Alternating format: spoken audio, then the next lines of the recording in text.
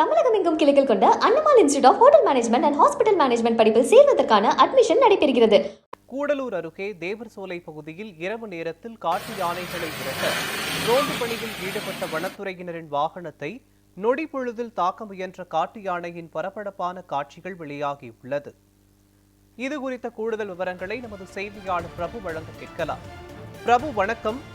கூடலூர் பகுதியில் இருக்கக்கூடிய தேவர்சோலை பகுதி என்பது வனவிலங்குகள் அடிக்கடி உலாவரும் பகுதியாக தற்போது அறியப்பட்டு வருகிறது.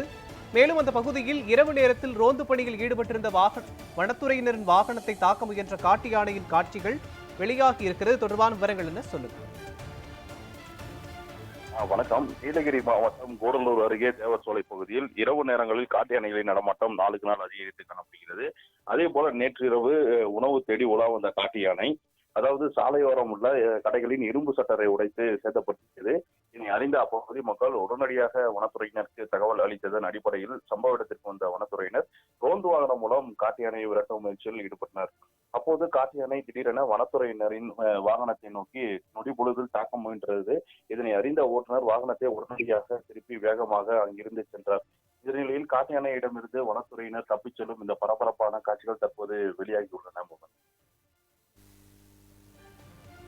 விவரங்களுக்கு நன்றி பிரபு.